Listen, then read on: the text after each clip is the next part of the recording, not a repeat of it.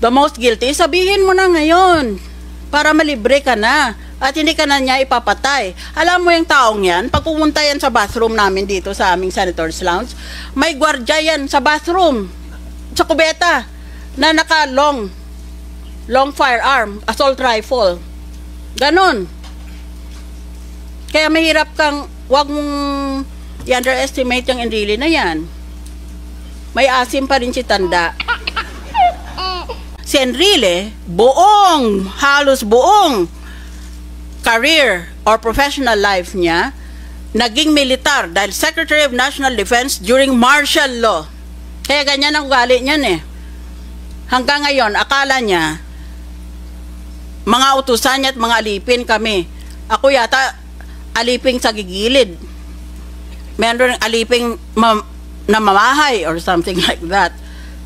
He treats us all